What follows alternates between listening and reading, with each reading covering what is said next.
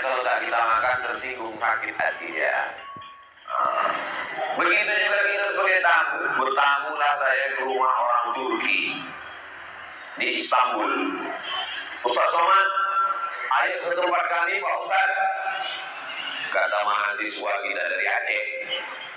Sampai saya ke tempat kiai tuan gurunya itu, Masya Allah, duduk saya di sampingnya. Jeruk dikupaskannya, anggur kurma dibelahkannya, dibuangkannya bijinya, disuapkannya pula ke mulut saya. Makan saya udah mau habis nasi itu ditambahkannya lagi. Udah 2 kali habis ditambahkannya. Takut pula saya makan ini. Begitulah rupanya mereka melayan khidmah kepada tamu yang luar biasa. Makanya yu'minu billahi wal yawmil akhir, siapa yang beriman kepada Allah dan hari akhirat, falyukrim dhaifahu, maka muliakanlah tamu. Ini kadang kita memuliakan tamu ini menengok status tamu. Kalau RT air putih, RW kopi, kalau tak gula. Kalau anggota dewan kopi susu. Padahal manusia ini sama di hadapan Allah Subhanahu wa ta'ala. Siapa yang paling mulia? Inna akramakum indallah, yang paling mulia adalah yang paling bertakwa. Begitu makanan sudah disuguhkan, tak mau dia makan. Kenapa Bapak tak makan? Saya puasa Pak Ustaz. Kita sebagai sahibul bait yang punya rumah tak boleh tersinggung. Sakit kali hatiku nengok dia tadi. Kenapa Pak? Waktu dia datang kasih minuman, makanan, udah kita susah-susah menyiapkannya, tak dimakannya, tak dihormatinya saya.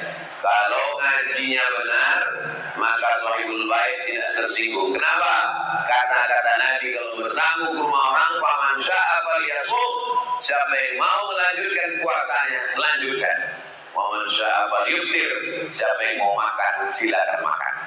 Jadi saya kalau bertamu ke rumah orang atau tamu datang ke rumah saya, tak mau dia minum, bagus, tak habis gula saya. Ngapain kita sakit-sakit hati? Tak usah kita sibuk dengan sakit hati. Nah, itu kresek-kresek itu diisi untuk masjid yang pura-pura terlalu fokus ceramah dari tidak isi. Nah, ini juga ke atas tadi. Bapak-bapak ini tak ada bawa duit, itu dia atas semua duit.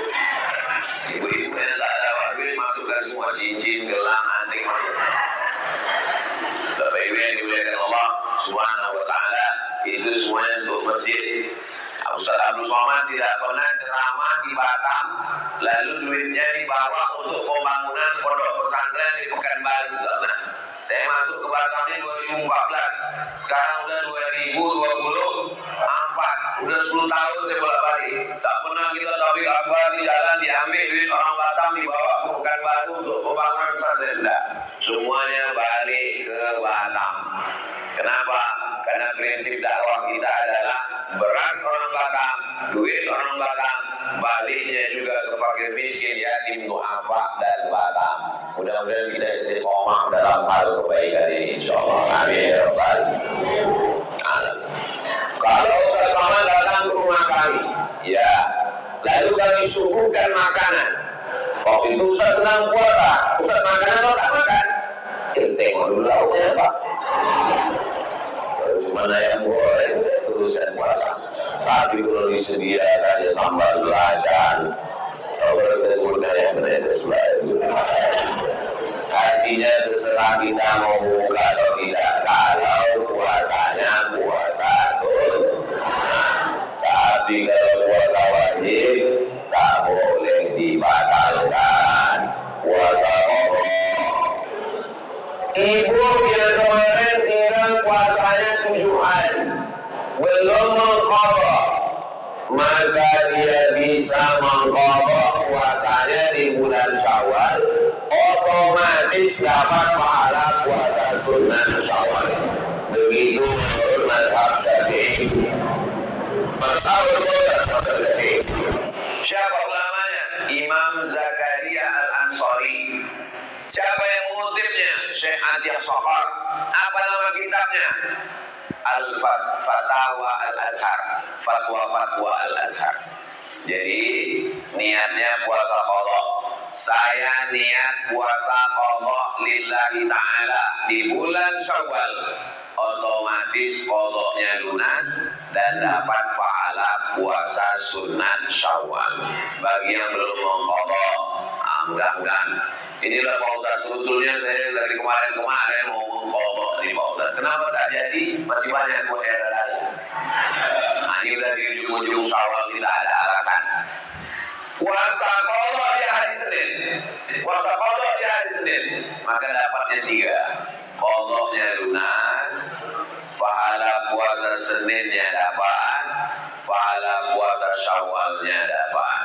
Insya Allah orang yang mengqadha mati tidak meninggalkan hutang. Man mata, siapa yang mati wa alaihi syamun, punya hutang puasa, soman waliyuhu, ahli warisnya wajib menggantikan puasanya. Jangan sampai meninggalkan hutang puasa. Hutang puasa tak bisa dibayar dengan umrah, hutang puasa tak bisa dibayar dengan sodako, hutang puasa tak bisa dibayar dengan istighfar. Man mata, siapa yang mati wa alaihi syamun, punya hutang puasa, soman waliyuhu, ahli warisnya wajib mengqadhakan, menggantikan puasanya. Ibu-ibu yang ada hutang puasa, sudah 2 kali Ustaz menyebut ibu hutang puasa, ibu hutang puasa, karena memang ibu-ibu pasti ada hutang puasa 7 hari. Lakinya tak ada disebut, rupanya laki yang punya hutang 70 hari. Bayar, jangan sampai menghadap Allah berhutang. Bapak Ibu sekalian, kalau almarhum ini ada hutang, tolong datang ke ahli waris. Begitu takutnya anak-anak berhutang orang tuanya, padahal hutang yang lebih wajib dibayarkan, fadainullah ahaqqu an yuqda, hutang kepada Allah lebih berhak untuk dibayarkan. Hutang kepada manusia itu wajib, tapi ada yang lebih wajib lagi adalah hutang kepada Allah Subhanahu wa ta'ala. Kalau menyambung tali silaturahim, bersalaman, at'imut ta'am, kasih makanan, jangan membicarakan yang tak penting. Jadi kalau kita bertamu ke rumah orang, assalamualaikum, apa kabar, sehat, isinya wa tawasau bil haq wa tawasau bis sabr. Jangan bercakap yang tertentu arah, semua dibahas.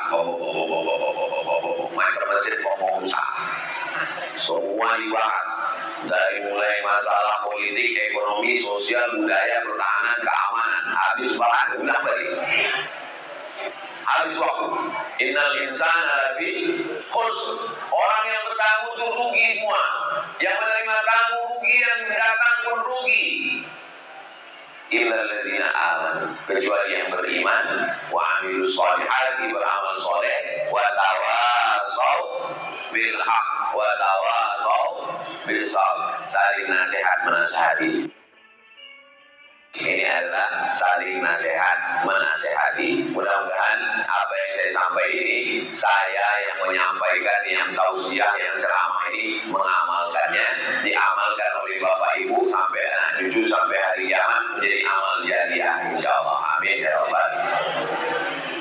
Bagaimana orang yang tarawihnya kemarin full, witirnya penuh, hatam Quran 3 kali, tapi belum menyambung silaturahim, la yadkhulul jannah, tak masuk surga. Qati'ur rahim, orang yang memutus tali silaturahim tidak masuk surga. Hadisnya kualitas paling tinggi, ada dalam Sahih Bukhari, ada dalam Sahih Muslim. Tak masuk surga orang yang memutus tali silaturahim. Alhamdulillah masjid kita memfasilitasi untuk bersilaturahim, namanya halal bihalal. Kemarin kita datang ke rumah dia, rupanya dia pulang kampung. Dia datang ke rumah kita tak ada pula di rumah. Datang lagi sekali lagi ke rumah dia silaturahim pula ke keluarganya. Datang lagi dia ke rumah kita silaturahim pula ke kebun binatang. Kalau silaturahim itu datangi keluarga untuk mengenalkan anak-anak. Ini rumah siapa, Ma? Ini rumah siapa ya? Ayah saya sama ayah bapak ini adik beradik. Jadi kalau ayah kita sama ayah dia adik beradik, apa namanya itu? Itu namanya sewali. Kalau sepupu itu emak saya sama emak dia adik beradik, itu namanya sepupu. Kalau ayah saya sama ayah dia adik beradik, itu namanya sewali. Kenapa disebut sewali? Karena kalau ayah saya mati, adik saya perempuan, dia bisa menjadi wali. Itu akan disebut dengan sewali. Kenapa? Bisa mewalikan nikah. Itu maka dia. Ini rumah siapa ya? Emak dia punya emak, nenek, sama nenek saya, adik beradik. Itu namanya dua pupu. Kalau emak adik beradik, sepupu. Nah, kalau di rumah almarhumah emak saya buatkan Abdul Somad, nama emaknya Hajar Rohana, nama emaknya Siti Aminah, nama ayahnya Syekh Abdurrahman, nama ayahnya Nauda Alang, nama ayahnya Nauda Ismail. Yang ini bercabang-cabang ke sini, yang ini bercabang-cabang ke sini, yang ini bercabang-cabang ke sini. Di print buat. Jadi setiap anak-anak ini datang, tanya, apa hubungan kau sama dia? Saudara. Cuman hubungan saudaranya? Entah. Pokoknya saudara lah. Jadi ditengok di daftar itu. Siapa nama ayah kau? Si ini, ada di sini. Oh, di sini. Siapa nama mak kau? Sini, ada di sini, ada. Ah, itu hubungannya. Oh, begitu hubungan kami. Jangan sampai anak-anak kita ini tak tahu. Tak tahu ya. Siapa itu? Siapa ya? Pergilah saya ceramah ke PTP. Sampai di PTP itu baik sekali bapak di PTP ini. Padahal umurnya di atas saya. Diciumnya tangan saya. Saya tarik, segar saya. Saya kalau orang tua mencium tangan, segar saya. Supaya kecuali anak-anak untuk adab. Saya tarik. Heran saya, kok baik kali bapak sama saya. Padahal saya tak begitu kenal. Begitu selesai acara, barulah dia bilang, Ustaz Somad, Ustaz lebih tua dari saya. Perasaan saya baru umur saya sekitar 27 kelihatannya. Ya, saya lebih tua. Jadi kita ini yang paling tua ini purba Pak Ustaz. Di bawah purba di Batubara. Habis itu baru Matondang. Baru anak paling kecil perempuan hilang diculik jin katanya. Oh, patutlah dia hormat ke saya karena dia menengok nasab. Jadi mereka menghafal nasab-nasab marga itu sehingga dia menghormati. Sehingga kalau datang orang bertamu ke rumah, walaupun umurnya secara usia tahun lebih tua, tapi kalau secara marganya lebih muda, dia akan menghormati, ada respect. Itu yang sekarang tidak dipedulikan orang lagi. Tidak peduli lagi. Apalagi orang-orang tua yang tidak memperdulikan. Siapa keluarga kita? Keluarga kita, kalau dia datang pakai mobil, itu keluarga kita. Kalau datang naik ojek, kita buka pintu. Ini bukan menyambung tadi silaturahmi. Wal jari zil qurba wal jaril junubi. Wal jari zil qurba, tetangga yang punya hubungan kerabat. Tetangga ayah kita adik-beradik, tetangga atuk kita adik-beradik, tetangga moyang kita adik-beradik, itu yang paling dekat. Yang kedua, wal jaril junubi, tetangga yang tidak punya hubungan kerabat, hanya sekedar dekat rumah, itu pun juga dekat. Makanya kalau hari Ahad ada acara nikah, surat undangan bertumpuk, itu di skala prioritas. Siapa dia? Tetangga yang kerabat, ini dua didatang. Tetangga tidak kerabat, ini nomor 2. Kerabat agak jauh, ini nomor 3. Tetangga, ini nomor